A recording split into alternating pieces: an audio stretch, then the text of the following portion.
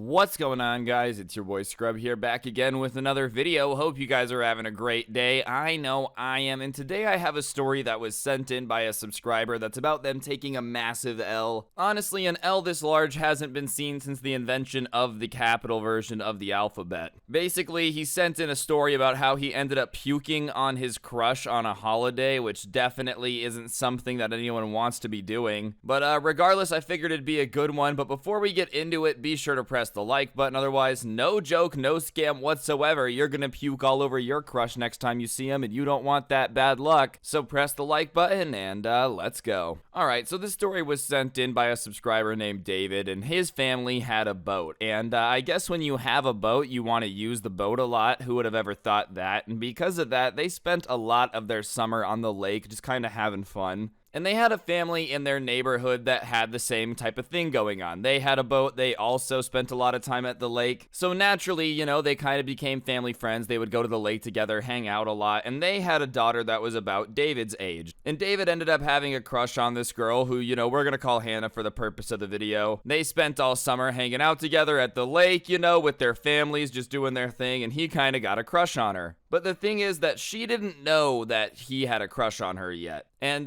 he decides that, you know, at this big, like, end of the summer party thing, he's gonna tell her that, like, he has a crush on her. Because, you know, oh, it's like what would happen in the movies. There'll be fireworks. He totally thought he was gonna have himself a little Hollywood moment.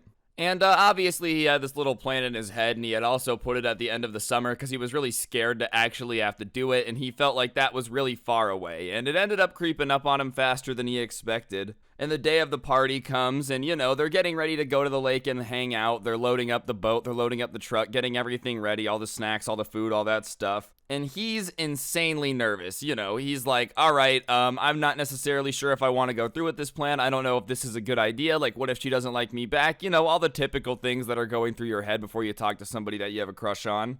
And because of his nerves, you know, all day he's just kind of freaking out. He's got some anxiety. And David was the type of guy that whenever he was anxious or, you know, nervous, he liked to eat a lot, drink a lot of food, like soda and whatnot. Drink a lot of food. I don't know what I was going for there. You guys get what I'm saying. Whenever he gets anxious or nervous, he just tended to eat a lot. Like, that's what he would go to calm himself down. And so all day, you know, there's a little bit of a party going on at the lake. So it's not like there's a lot of quinoa and edamame on board. It's a lot of cake and sugary food and hot dogs and hamburgers. And all day, that's what he's stuffing himself full of, bro. He's stuffing himself with popcorn, with hot dogs, cotton candy. Like, basically everything you could think of. Enough Coke to kill a full-grown whale. And not the white kind. We're talking about the bottled kind here, alright? Get your heads out of the gutter. And while he's eating a lot of it, it's pretty fun to eat. It's not exactly the best thing to have in your system while you're also sitting out there cooking in the sun all day. You know what I mean? Like, that's some pretty big barf capacity that you're loading up into your system. And as the sun is going down, his dad says that they have one more chance to go tubing for the day, and so him and his crush decide that they're gonna go tubing. If you've never been tubing, it's a pretty bumpy ride, you know, it can be pretty rough sometimes, especially if you have someone like his dad that would try to knock you off the tube and mess with you, and I'm not gonna lie, it's pretty entertaining. But, you know, it can make you sick if you get motion sick. If you already have a bunch of stuff in your stomach, the bumping and jumping around isn't exactly great for whatever's already going on in there. Especially bad if you've, like, stuffed yourself with a lot of not good food. But regardless, you know, David gets on the tube, he's feeling confident, he's feeling fine. Maybe he's got a little bit of a stomach ache, but like nothing too severe yet. He feels like he'll be able to tube just okay. But, you know, the boat starts going, it starts kind of boom boom over some waves a little bit. It starts kind of getting some speed behind it, starts shifting a little bit. And he kind of feels some grumbling down in his stomach, you know, the type of grumbling that means that like something is brewing in there, dude. If he was making some tea down there, it would be some kombucha, you know? Not a good situation. Like, wine is better when it's aged. I'm not sure if Taco Bell has the same effect in your intestines. Sometimes you just got to be able to get that stuff out. So he finally is like just still on this tube, not feeling well, but it hits this big wave and he feels the tube kind of leave the water and he feels himself kind of catch air and his butt start to come off the tube a little bit. And he gets to like the top of the tube and he keeps going, but the tube kind of stops and he shoots like 10 feet up into the air probably. And he gets that like zero gravity feeling in your stomach when you're at the arch of being kind of shot up into the air, that just like woof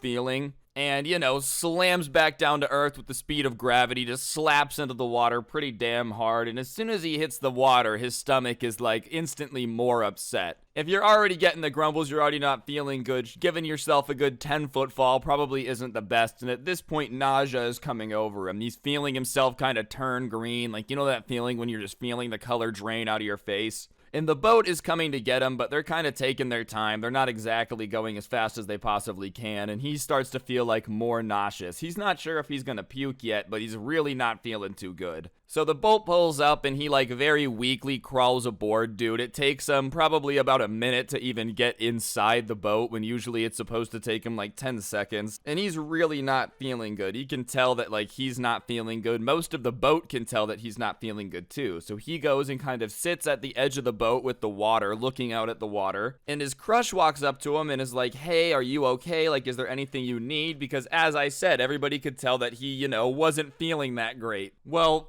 he doesn't answer because he's looking out at the water, so she taps his shoulder to get his attention again, and that's when it happens. He looks at her, and when he opens his mouth to say no thank you, just projectile vomits all over her shirt. But it gets even worse, dude. You might be thinking, how does it get worse than projectile vomiting all over your crush's clothes? Well, she had been asking him a question, so when he had turned, her mouth had been open, so, the projectile vomit that hit her shirt hits her chin, and let's just say she got a taste of what he had eaten all day. You know what I mean? Obviously, that causes a reaction that is like very no bueno. She starts freaking out. Oh my god, this is disgusting. Oh my god. And everybody else on the boat is like, ew, what the hell's going on? Ew. Like, everybody's disgusted by this.